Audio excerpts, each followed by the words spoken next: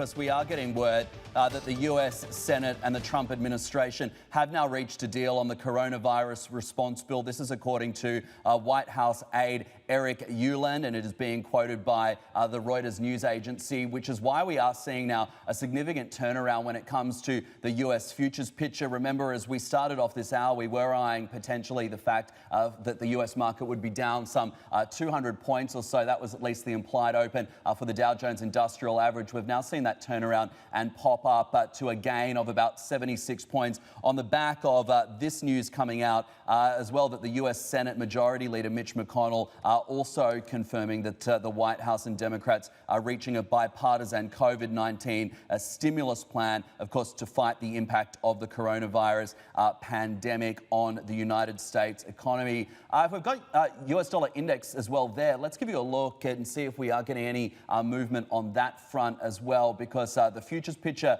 turning around, and that's where we're currently sitting on dollar index, still above the 101 level, 101.526. But Hadley, that is the latest that we are getting out of Washington, D.C. Whether or not we'll get a vote on this later on tonight remains to be seen. It does remain to be seen, of course, whether or not that vote will happen, given that it is 1 a.m. in Washington, D.C., or whether or not that will be tomorrow. But at least according to a White House aide, the U.S. Senate and the Trump administration officials agreeing to a deal on the coronavirus bill. Let me bring your attention to Aussie dollar as well, popping more than 1% on the back of this news to trade back above the 60 US cent level.